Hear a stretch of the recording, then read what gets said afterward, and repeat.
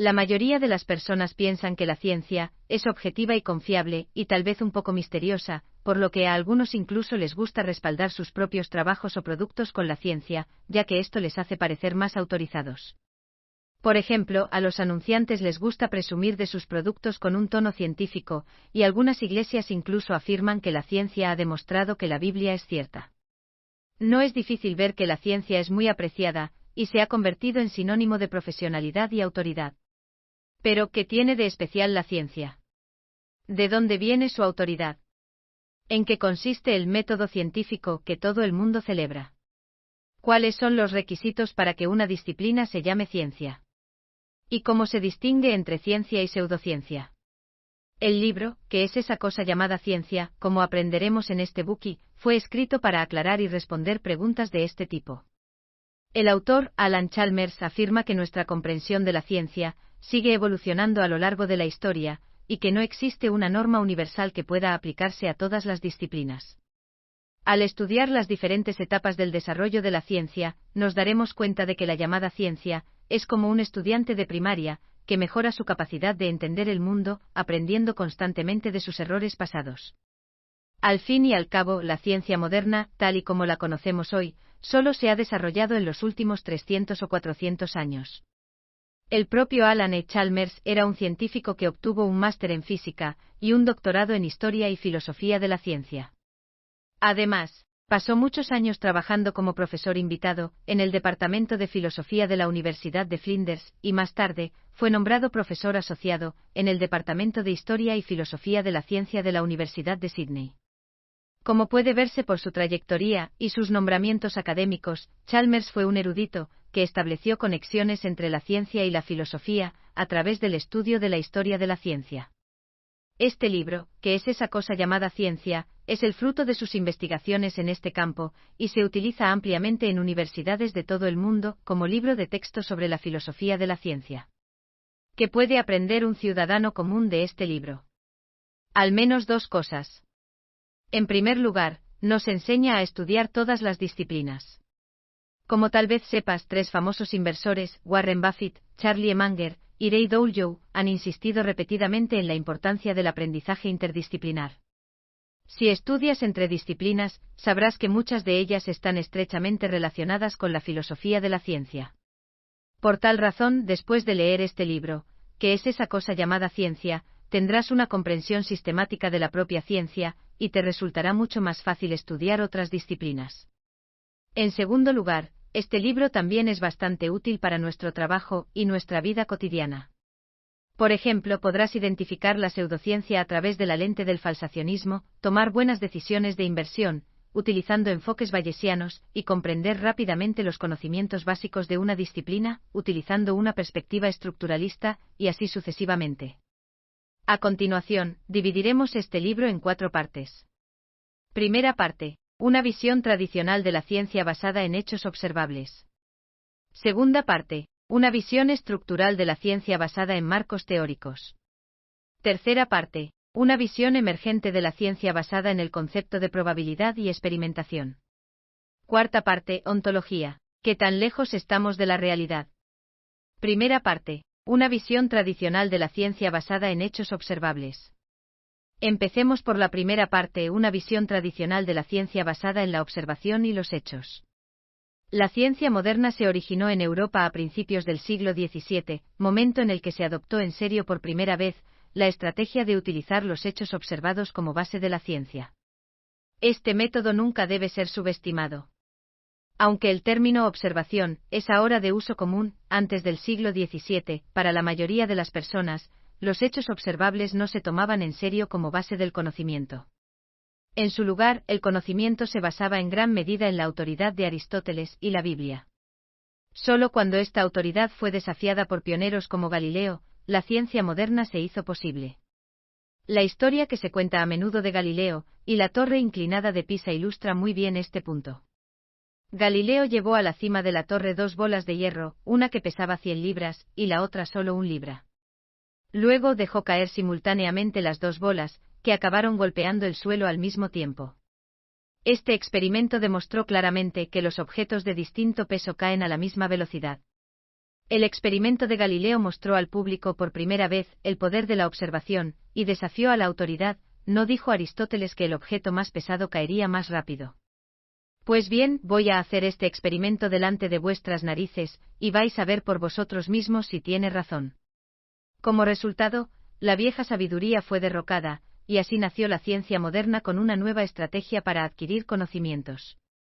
Que el conocimiento científico se derive de los hechos observables, es lo que Chalmers llama una visión de sentido común de la ciencia.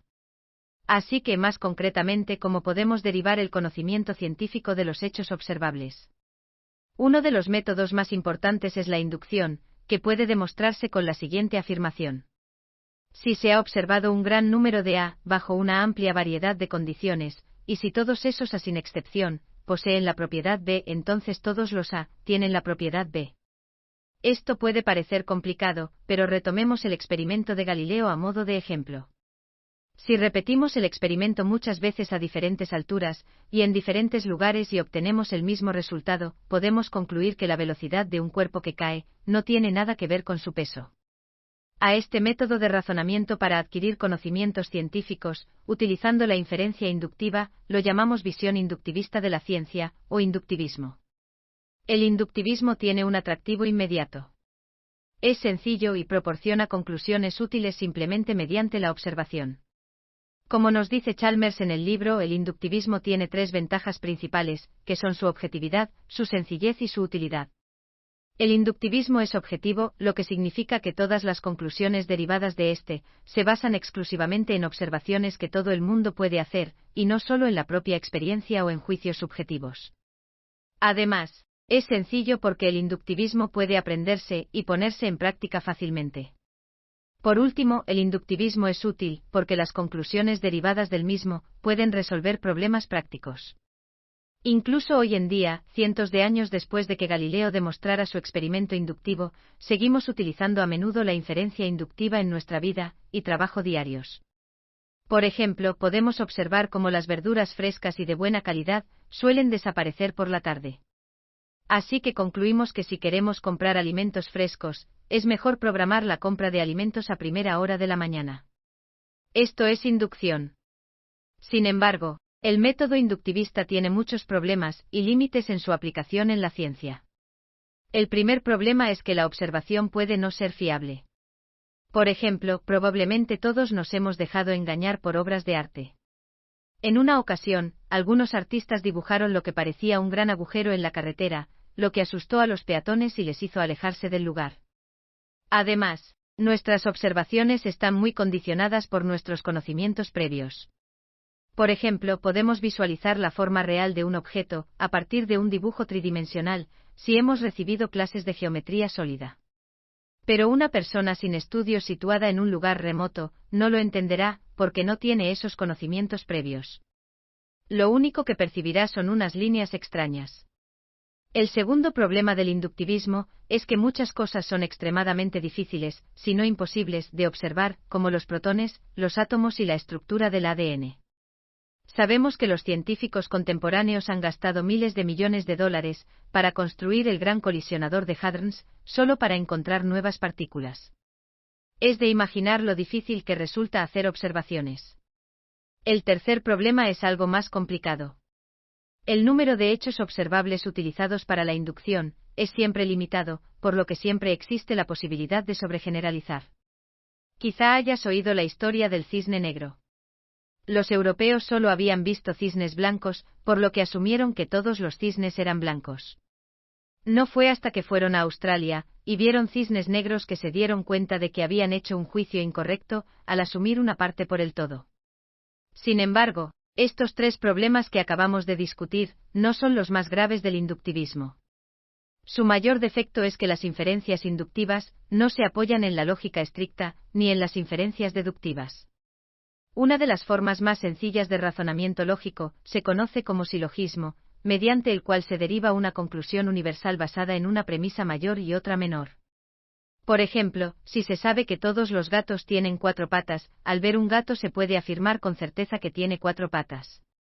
Así que mientras la premisa mayor de que los gatos tienen 4 patas sea cierta, y la premisa menor de que el animal que tenemos delante es un gato también sea cierta, la conclusión de que este gato tiene 4 patas debe ser cierta. Pero el inductivismo no tiene ningún razonamiento lógico similar, y se basa exclusivamente en la repetición de la observación, y en la acumulación de experiencia, para sacar cualquier conclusión. Esto hace que el inductivismo se encuentre en una posición embarazosa en la ciencia. Con la aparición del falsacionismo, los paradigmas y otros nuevos enfoques científicos, el inductivismo se ha desvanecido del campo de la investigación científica. Sin embargo, realizó una gran contribución, especialmente en los primeros tiempos de la ciencia moderna. Hasta el día de hoy, seguimos utilizando la inducción como teoría cuasi científica, en ocasiones menos rigurosas. Después del inductivismo viene el falsacionismo. El falsacionista más conocido es Karl Popper. Según él, la ciencia es una teoría que puede ser falseada, pero que aún no lo ha sido. ¿Qué significa esto? Significa que en el futuro se puede demostrar que una teoría es errónea, y que mientras no se demuestre que es errónea, es correcta por ahora, y sigue siendo útil. En este sentido, los científicos descubrieron muy pronto que los murciélagos son una especie sorprendente, porque tienen ojos muy pequeños y débiles y vuelan sobre todo de noche. Entonces, ¿cómo pueden esquivar los obstáculos en una cueva oscura? En un principio, algunos científicos especularon que probablemente se debía a la especial estructura anatómica de los ojos de los murciélagos. Así que decidieron vendar los ojos a un grupo de murciélagos antes de soltarlos. Al observarlos, comprobaron que la capacidad de los murciélagos para evitar obstáculos no se veía afectada en absoluto. Esto significaba que la hipótesis de que los ojos de los murciélagos tienen una estructura anatómica especial era errónea, y la hipótesis quedaba falseada.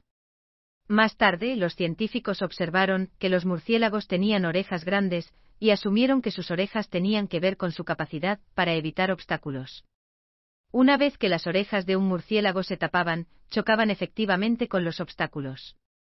Esto significaba que la farsa había fallado, y que la hipótesis de que la capacidad de los murciélagos para evitar obstáculos tenía algo que ver con su oído era correcta. Los científicos pasaron a sospechar que la boca de los murciélagos también desempeñaba un papel en la evitación de obstáculos.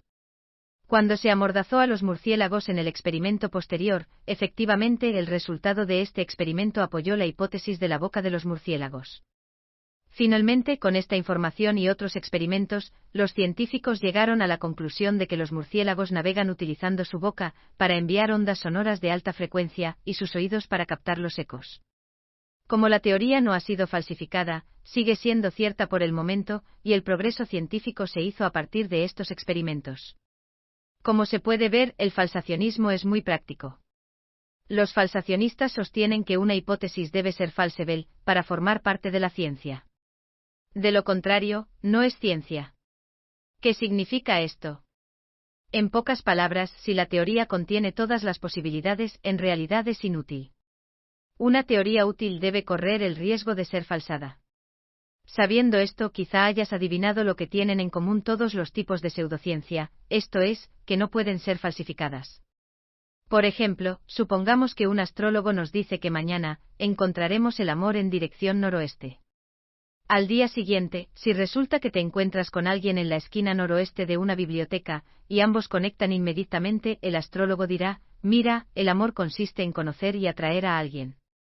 Sin embargo, si no consigues hablar con esa persona, el astrólogo dirá, la soledad y las expectativas son algunas de las características avanzadas del amor.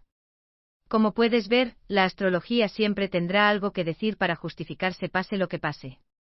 En otras palabras, la astrología no puede ser falsificada, y por lo tanto es una pseudociencia. Entonces, ¿cuáles son las ventajas del falsacionismo sobre el inductivismo? En primer lugar, el falsacionismo puede apoyarse en un razonamiento lógico. No proporciona ningún apoyo a una hipótesis en todas las circunstancias, sino que sirve para negarla en algunos casos. Por lo tanto, no tiene el defecto crítico del inductivismo, que consiste en que el inductivismo no se apoya lógicamente. En segundo lugar, el falsacionismo actúa de forma repetitiva.